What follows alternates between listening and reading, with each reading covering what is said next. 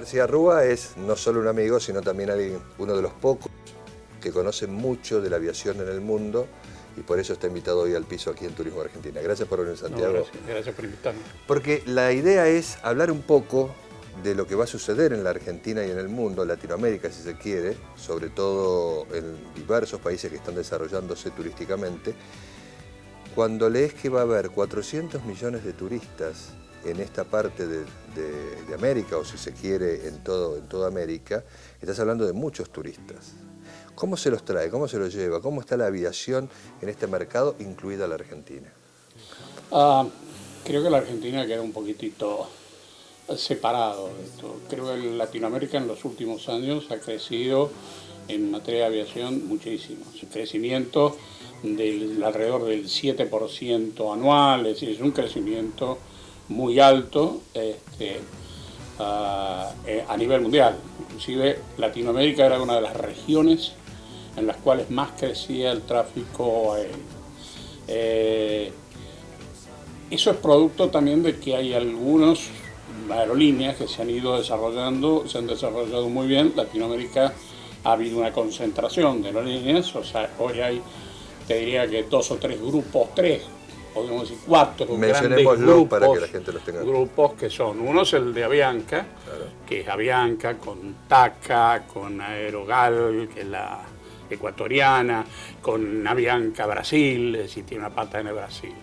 El otro, obviamente, que es la más grande en Latinoamérica y te diría que es una importante en el mundo, es LATAM. Es decir, básicamente es LAN con subsidiarias en la Argentina, en Ecuador, en Colombia, en Perú, por supuesto en Chile, que a su vez, como necesitaban entrar en la pata, meter una pata en el mercado más grande de Latinoamérica, que es Brasil, claro, tomaron o se asociaron, en realidad LAN es la que administra el grupo, a TAM. Entonces quedan algunas líneas sueltas que se habla de que podrían llegar a unirse. El otro gran grupo importante es Copa. En algún momento se habló de que podía asociarse con alguna otra empresa. Queda de Gol por el lado de Brasil, que también se sospecha que en algún momento se unirá a alguien, y Aeroméxico. Y después quedan líneas un poco sueltas, como el caso de Aerolíneas Argentinas y algunas otras empresas que no pertenecen a ningún grupo, sí alianzas, pero no forman parte de un grupo económico. Ahora, ¿estas concentraciones se dan en función de las necesidades económicas, de la mejor distribución de pasajeros, de ahorros? Digamos que se dan, primero que es un fenómeno que se da a nivel mundial, claro, es decir, no solo se está dando, va replicando. Se va replicando, claro, también en algún momento tenía que llegar también a Latinoamérica. ¿Cuál es la razón de tanto unirse entre compañías de distintos países e inclusive de distintos grupos económicos, ¿no?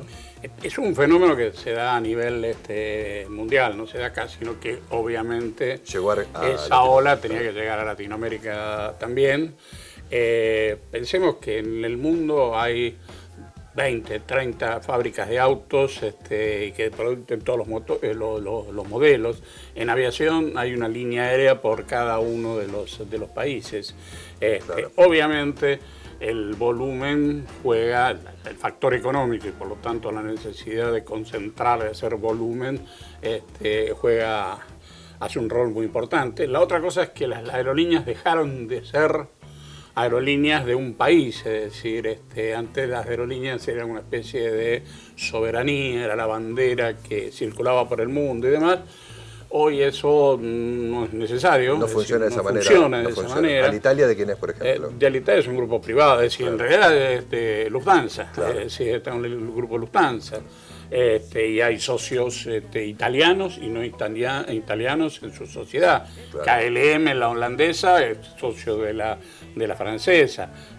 Lufthansa es socio de la Suiza, de Suiza, y de la austríaca. Es decir, son conglomerados de aerolíneas que se tienen que juntar necesariamente para poder sobrevivir, porque si no es imposible. ¿La subsistencia es realmente así o es el combustible la causa del mayor problema que tienen las aerolíneas? No, el combustible en este momento ha dejado de ser un problema grave, es decir, porque ha bajado prácticamente el 50%. ¿Pero se ve reflejado en los pasajes? Se ve, no tanto en los pasajes. Las aerolíneas empiezan en este momento, lo que están haciendo es retomar, empezando a tener utilidades. Este año se calcula que va a haber 29.000 millones de dólares de ganancia, van a tener las aerolíneas que están nucleadas en IATA.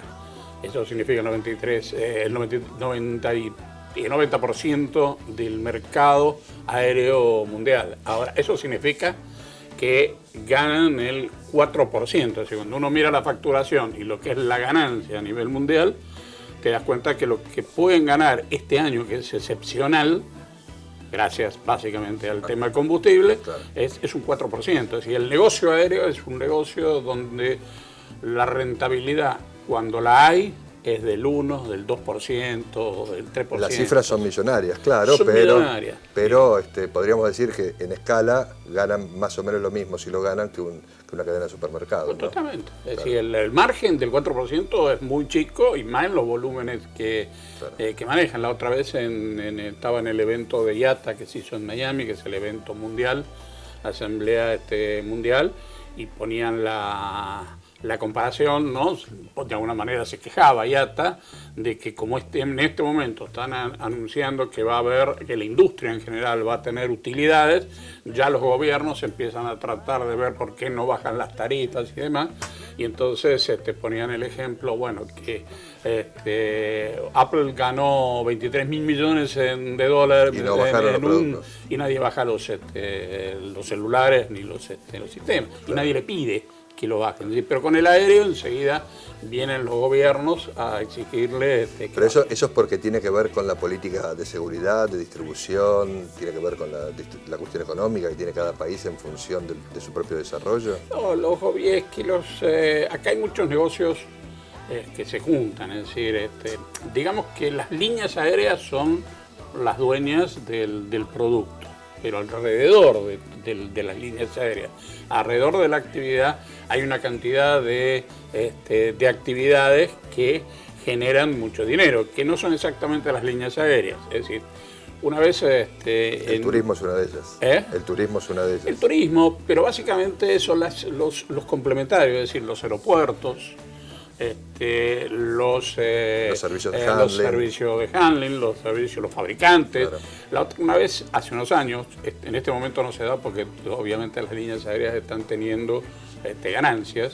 En un momento dado donde todas perdían, donde las pérdidas eran muy grandes, una vez vi un gráfico donde mostraban todos los elementos que conforman en la aviación, empezando por el fabricante, siguiendo por la empresa de mantenimiento, las de catering, los aeropuertos, los GDS, todos los demás, y vos veías que todos estaban en azul, y el único que perdía plata era la línea aérea. Y sin embargo, todo ese negocio que se mueve alrededor es gracias a la aviación, ¿no? a las líneas aéreas en realidad. Es un negocio muy riesgoso y como decíamos antes, con una utilidad cuando la hay muy chiquita, con lo cual el error...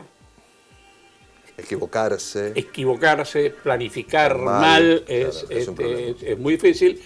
Además es una industria donde vos tenés que estar planeando de aquí a 20 años. Es decir, por lo menos los aviones se compran con 10 años de anticipación, ¿no? Y vos tenés que estar decidiendo y ordenando cuál es la flota que yo quiero tener dentro de 10 años, y por lo tanto tengo que tener decidido hacia dónde voy a volar y demás, con lo cual es equivocarse en una decisión así es difícil, ¿no? Puede significar la muerte de la compañía. La decisión de bajar el costo del combustible, que no depende de las compañías, sino del mucho petróleo que tiene Estados Unidos ahora, dándole al mercado mundial, que logra bajar el 50% del costo del combustible.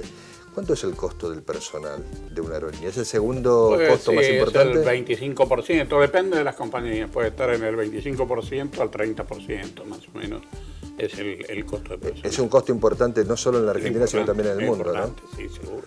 Porque además hay que darle hotelería, comida, transfer... Sí, por todo lo que significa. Además, en aviación, el personal que trabaja en aviación generalmente es un personal de una manera especializado. Claro. Es decir, vos tenés, empezando por los pilotos, que cobran sus buenos sueldos y bien merecidos los tiene, siguiendo por los técnicos aeronáuticos. No es un mecánico cualquiera, sino que hay mucha inversión en capacitación, son técnicos, hasta un maletero de alguna manera no se improvisa. Un maletero sabe muy bien cómo tiene que estivar la carga y el equipaje, porque lo exige la industria. No hay margen para improvisación o para poner a alguien que no sabe. Entonces, hasta quizás lo más simple que uno puede pensar es de alguna manera un personal especializado. El personal que atiende al público generalmente te exigen que sepas idiomas, es decir,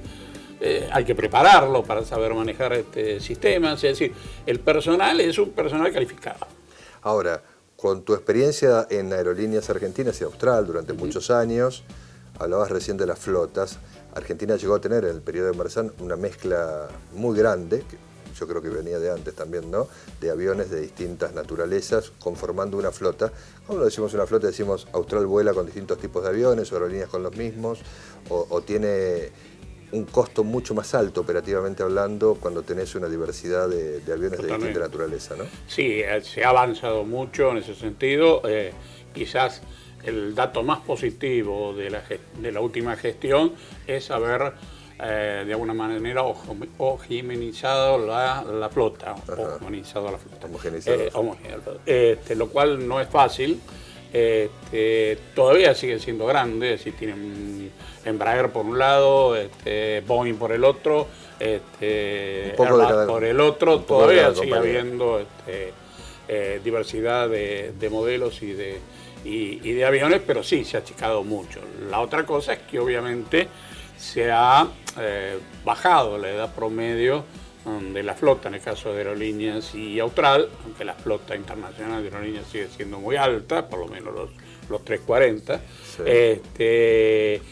Lo que sí es cierto que tampoco lo que no tienen son aviones propios prácticamente, es decir, salvo Austral, que tienen los Embraer, que sí son comprados con un crédito a 10 años, que se ha pagado el 30% más o menos.